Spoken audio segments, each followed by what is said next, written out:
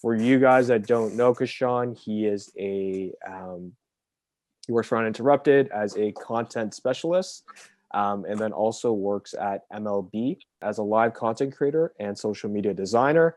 And then along with that, he is an ambassador for Canon as well. So perfect guy to speak to if you guys are looking to break into like the content design, social media aspect. I think he's like the perfect guy to speak to for this. So let's jump right into it. Kishan, why don't you quickly bring us up to speed on your career path and everything that you, the path that you took from university moving forward. Yeah, just to start it off. Hey everyone, how's it going?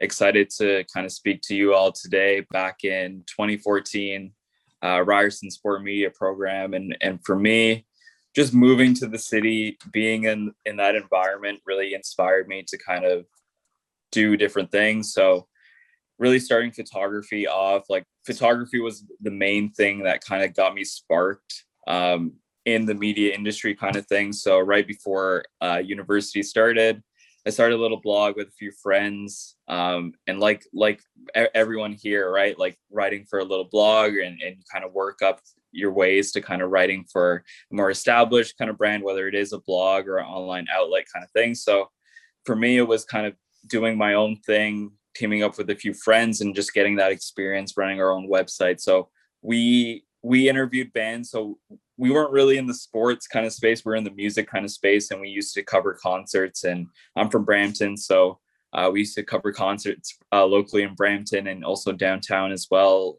Local touring bands kind of coming through the city. We would interview them. I would take pictures, do video, all that kind of fun stuff. Then going into university, kind of same thing. Moving downtown, a little bit more access, a little bit more accessible. And I would literally I would go to class and then go to a concert right after. And being at Ryerson, a lot of the venues were close by, so I'd either walk or take the streetcar and get there.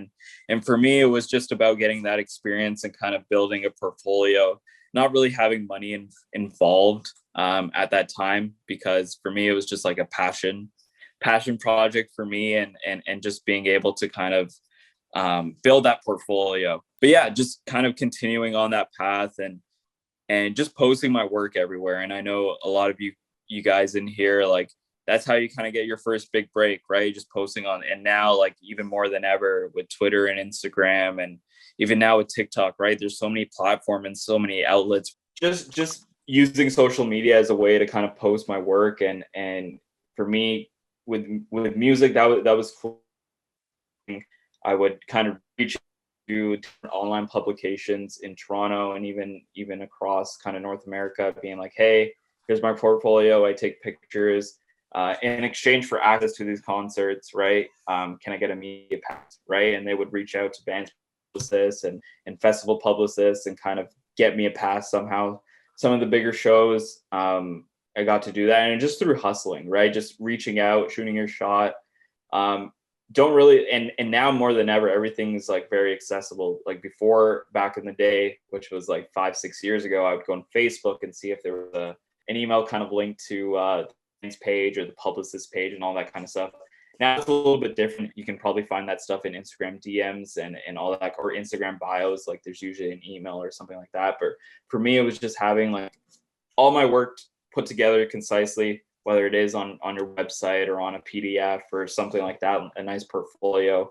And for the graphic designers in here, for myself, this is kind of fast forwarding now. I'm a little over the place, but for myself, I don't really have a website kind of up established. Like I had one up, but I haven't really updated it in 2 years, and then I made it offline. But now I just have an offline PDF. I have all my best work. So if I'm applying for jobs or applying for a certain opportunity, whether it's freelance or part-time or whatever, I have this nice kind of offline PDF that I can just send in an email. And that way, if people need to kind of forward it to someone or kind of save it offline, they have it already on them. A nice PDF they can open on their phone. And like I said, kind of forward to different people if they need to see it.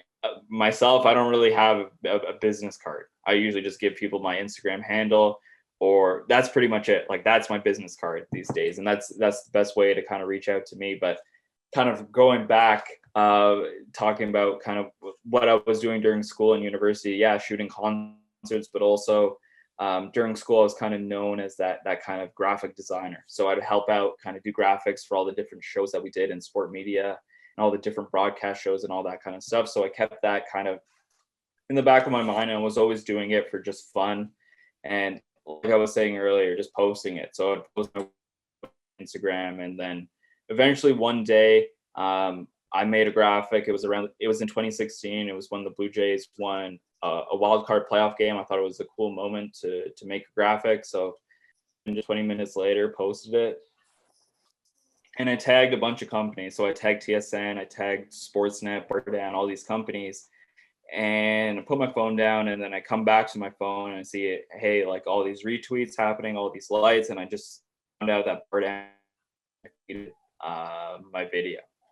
Or not video, my photo. So and that was followed by their managing editor reaching out to me. He runs Bar Down and TSN Social. He was like, hey, like, and at that time, 6 years ago, I guess TSN didn't have their own kind of social media graphics person. And if you think about that now, that's like crazy to think about, right? You would think like a company like TSN would have someone in-house kind of making graphics, and now that's a really standard thing. Like kind of back kind of 6 years ago when he first reached out to me, I thought it was a great opportunity. So kind of started off as a freelance thing. I would do a few graphics, send them through, get a little bit of money in return. And what I would do is to kind of push myself over the edge, I would kind of just do them all the time. So like without anyone asking me to do them, I would be in class, opportunity, just send it through, and it would obviously get used because there was no one else doing it at the time. And I found that in the industry, if you see an area that needs to be solved, like a problem that needs to be solved, always take the initiative and just do it, right? Because no one's going to tell you to do anything in life, especially as you grow older, as an adult in your early kind of 20s or into your 30s. Like, it's all up to you. You're not in school anymore. You gotta take it, see an opportunity and take advantage of it. And I think I can attribute a lot of my kind of career successes to that, seeing an opportunity and seeing, okay, how can I make the most of it? And that just comes from me kind of just being inspired and also working in a field that I'm very passionate about. So kind of continuing with that, while I was doing that TSN thing, it kind of turned in, I was kind of sending all these graphics through, and at some point they were like, okay, let's kind of bring this guy in. So I interned with them for 5 months in their social media department, kind of the first person doing social media graphics for them. And for me, it was there was no one else doing it. So I didn't have like a mentor, or I didn't have anyone to kind of ask. It was just pretty much me directly to the boss, kind of like sending in graphics and doing all that kind of stuff. And obviously there's some there's a learning curve that goes behind that, right? Like just what your expectations are, and how to do stuff and all that kind of stuff, and like mapping out your own templates and all that kind of stuff. So obviously being the first person kind of going through that and learning what the best ways to do that. And I was there for 2-3 years, kind of went from intern to kind of, I guess, being the leader of the graphics department in the social media department, which was kind of cool.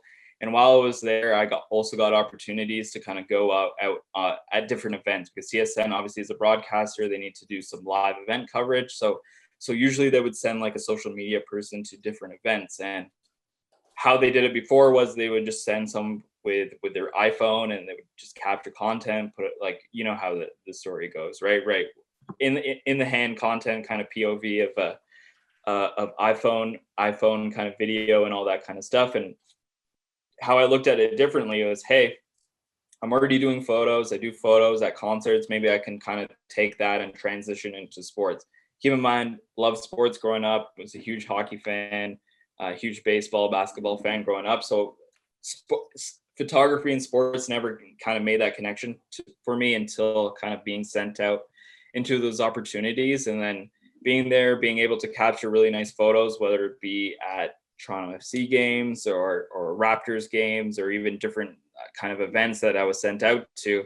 It's kind of adding that additional kind of added value to the brand that didn't exist before. There was no one else taking photos for TSN before, or even like at the time, like Sportsnet wasn't doing that either, right?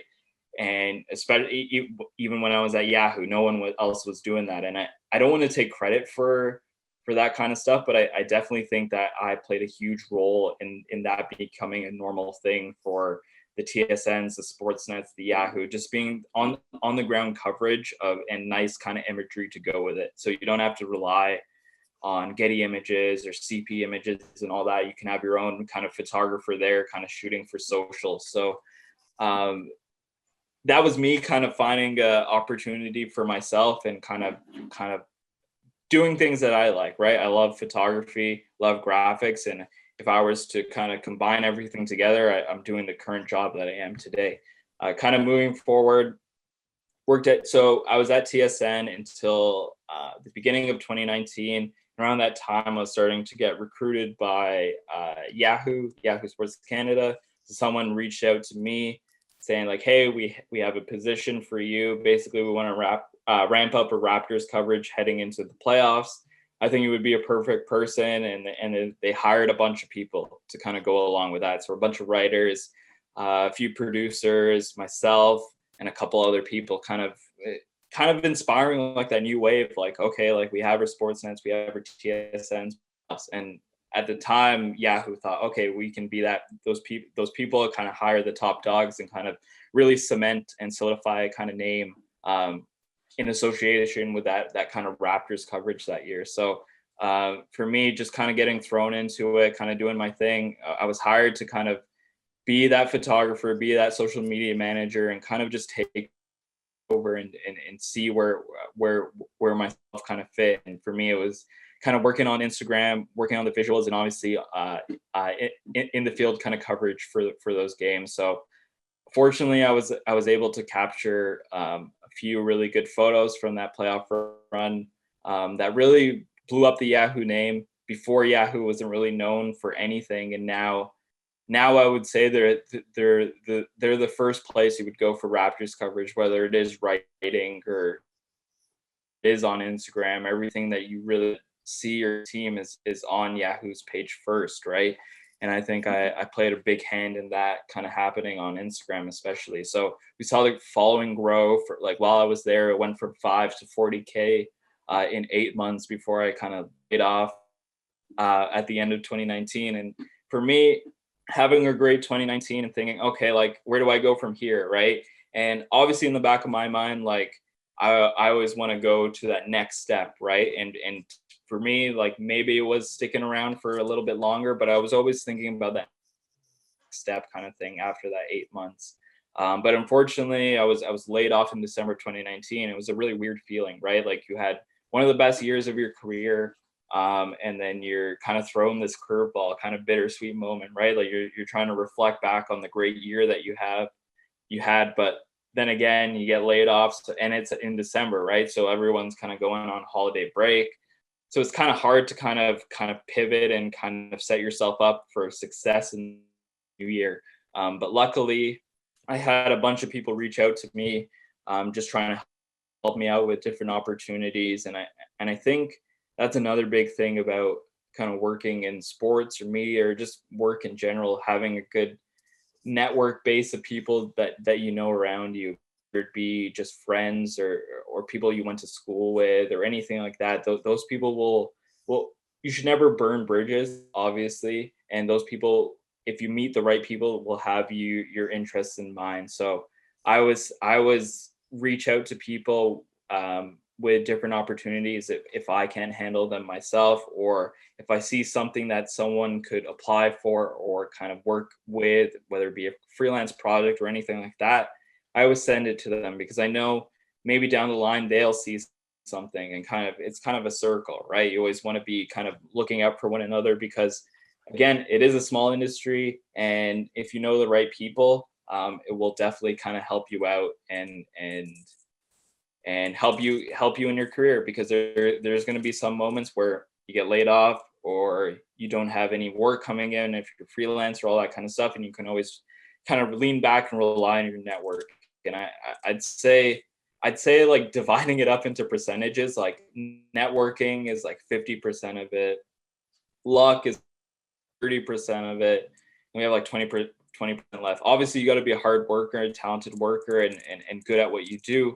But I don't think, because there's so many talented people out there that don't have work right now, and I think the difference is that right place at the right time kind of thing, and also the network you have. Because for me, if I'm going to recommend someone for a job, I'm going to recommend a person that I enjoy to work with. And I always say to people, who would you rather work with? Someone that's really, really talented, but is not a people person and you don't really get along with them, or someone that's maybe a little bit less talented, but you can go out and have a beer with them or have a good time with them kind of thing. I would rather work with someone like that because, again, talent is like replaceable, but at the end of the day, you want to work with people that are personable, you get along with, all that kind of stuff. So I try to kind of do that in my career, kind of how I hold myself, whether it is meeting new people or kind of even leaving opportunities, right? Like leaving an opportunity like TSN was such a big thing for me, right? But I didn't want to go out on bad terms, so I still have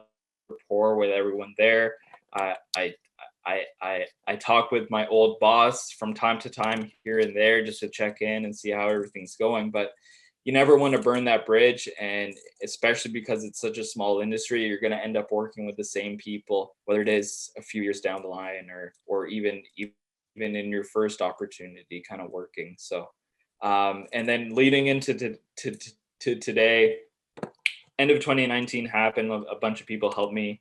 I actually got connected with someone at the MLB working as a live content creator. So I went through that interview process, and basically the job was you're going to be the Toronto kind of MLB live content creator, working pretty much the Blue Jays games, being an MLB employee down there, capturing live content for the social media feeds, basically. So capturing Jays and whoever they're playing, basically working with the different MLB kind of organizations. So working with the Blue Jays or whoever's in town, kind of helping them with their content strategies, what they want to capture on field and all that kind of stuff.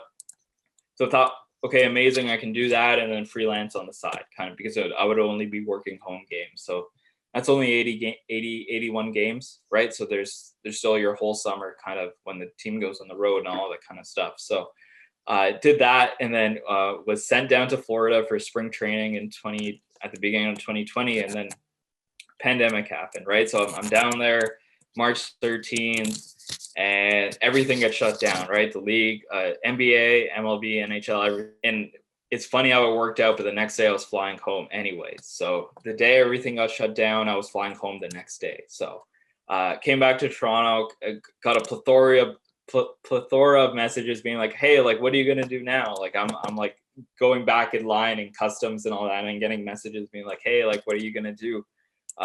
Because there's not going to be any games anytime soon. So what are you going to do? And I was like, I have no clue. So instead of like sulking and like being down about it, I said, hey, like, so I messaged my boss at MLB and I asked her like, hey, does the graphic design department need any help with extra content or whatever? How can I help them out? Got connected with their department, and basically from the get-go kind of incorporated into their team. So for the majority of 2020 was working with the graphics team, kind of doing different graphic designs, different tasks for the MLB, which was crazy because if I didn't see that opportunity, kind of like if pandemic didn't happen and I would just ride out the year as kind of a live content creator, I wouldn't have never gotten that opportunity. And because I probably wouldn't have asked, because I don't, just not being greedy, I guess, with opportunities. But since I saw an opportunity and thought, hey, why not just ask? What's the worst that can happen? Got connected, showed a bit of my work, and then put out the rest of 2020 with them as a graphic. And then an opportunity came up with an Uninterrupted Canada. Basically, I did a bit of freelance work with them over the summer as well, graphic design. And then opportunity came about, and they had a 6 months contract position open for content specialist, and they reached out to me and I applied for it, ended up getting the job, was there. I'm still there. 6 months later, they decided, hey, like, we want to keep you on the team. So more of a full-time kind of role with them, kind of same kind of thing, but I'm doing that plus. So 9 to 5, I'm uninterrupted, and whatever other hours that come with it. And then in the evenings, working MLB, doing part-time work with them, doing graphic design. So that's a little bit of my journey and what I've been up to in the past kind of few years and since school has started. But yeah.